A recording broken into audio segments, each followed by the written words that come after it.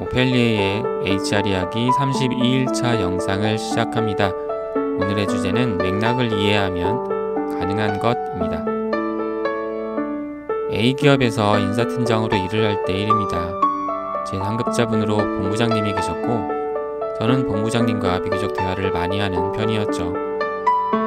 그 대화 중에 반복적으로 나타나는 일종의 대화 패턴이 하나 있었습니다. 본부장님과 지난 시간에 나누었던 대화 내용들을 실제 사용되었던 문장, 단어들을 중심으로 그 사실관계들을 복기하는 장면입니다. 구체적으로 언제 어떤 상황에서 이러한 단어, 표현들을 사용했다라는 내용들로 구성이 되어 있죠. 본부장님 입장에서는 간혹 조금은 불편하실 수도 있으셨겠지만 잘 받아주셔서 저도 편하게 일을 할 수 있었습니다. 누군가는 이를 머리가 좋다라고 표현할 수도 있겠지만 좀 더 객관적으로 들여다보면 저는 머리가 좋은 사람이라고 하기는 어렵다고 할 수 있습니다. 제가 학창시절에 어느 선생님으로부터 머리가 나쁘다라는 말을 들어본 적이 있기도 하거든요. 어떤 상황에서 사용된 구체적인 단어, 표현을 시간이 지난 후에도 비교적 정확하게 기억할 수 있는 힘의 기반으로 저는 맥락을 이야기합니다. 맥락을 이해하면 우리가 일부러 특정 단어나 표현을 외우려 하지 않아도 그 맥락이 일종의 연결자가 되어 단어, 표현들을 생각할 수 있게 됨을 말합니다.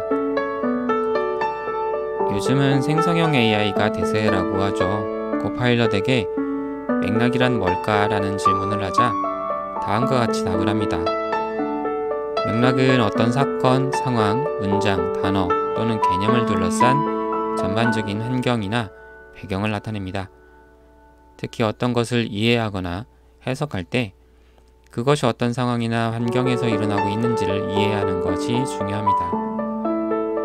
맥락은 우리가 세상에 대한 정보를 상황에 맞게 추상화하는 데 필수적이며 우리의 감각, 인식, 과거 일화에 대한 기억, 단어의 뜻, 말의 의미, 행동의 목적 등이 맥락에 따라 결정됩니다. 또한 맥락은 무의식적인 영역에서 일상적으로 부호화되며 적응 행동을 할 수 있도록 도와줍니다. 라고 말이죠. 맥락을 이해한다는 것은 어떤 상황을 구성하는 사람을 포함한 구성 요소들 간의 상호작용을 통해 형성된 하나의 흐름을 이해하는 것과 같습니다. 때로는 의견이 일치해서 아주 부드럽게 최종 결론에 도달하기도 하고 때로는 그 결론에 도달하기까지 우여곡절이 많을 수도 있고 경우에 따라서는 결론에 이르지 못할 수도 있을 겁니다. 맥락은 그 흐름을 기준점으로 구성 요소들과의 상호작용을 이해하는 것이라고 말할 수 있습니다. 개인적인 경험을 하나 더 소개해 드릴까요? 경영진 미팅을 진행하고 있었고 당시 대표님은 저에게 회의록 작성을 지시하셨습니다. 당시 저는 회의 진행자로서 역할을 수행하고 있었는데 동시에 회의록도 작성해야 하는 상황이었죠. 참석자들의 의견을 듣는 도중 대표님은 저를 보면서 기록하세요 라고 말을 했고 저는 당연히 알겠습니다 라고 대답을 했습니다. 그 이후에도 대표님은 계속 저를 보면서 기록하고 있죠? 와 같은 말을 건네곤 하셨습니다. 대표님이 보시기에 제가 기록을 하지 않고 있다고 생각하셨던 듯 했습니다. 참석자분들이 말을 할 때 계속 기록하지 않고 중간중간 제가 생각하는 키워드들만 메모를 하고 있었기 때문입니다. 대표님 눈에는 제가 기록을 하는 행동이 자주 보이지 않았을 수 있고 결과론으로 기록하지 않고 있다고 생각하실 수 있는 상황이었죠. 제가 대화의 전부를 기록하지 않고 키워드를 중심으로 기록을 했던 건 논의의 전체적인 맥락을 이해하고 있었기 때문이었습니다. 대화의 흐름을 이해하고 있기에 모든 대화를 다 기록하지 않아도 되는 거죠. 대화의 흐름을 이해하는 것, 이를 저는 맥락을 이해하는 것이라고 말을 합니다. 맥락을 이해하면 키워드 몇 개만 기록해 두어도 전체적인 대화를 기억하는 것이 가능합니다. 이를 저는 맥락의 힘, 보다 정확히는 맥락을 이해함으로써 우리가 할 수 있는 일이라고 말합니다. 맥락을 이해하지 않고 특정 단어들만 기억하는 경우는 어떨까요? 이 경우 그 단어는 대화에서 사용되었던 의미보다 특정 개인이 대화 상황과 관계없이 단어에 대해 가지고 있는 생각, 느낌 등으로 해석될 수 있습니다. 같은 단어도 다른 의미를 가질 수 있음을 우리는 알고 있죠. 맥락이 아닌 단어를 중심으로 기억할 경우 전혀 다른 의미가 나올 수 있음을 말합니다. 우리가 인터넷 등에서 한 번쯤 보았을 수 있는 그림이 있습니다.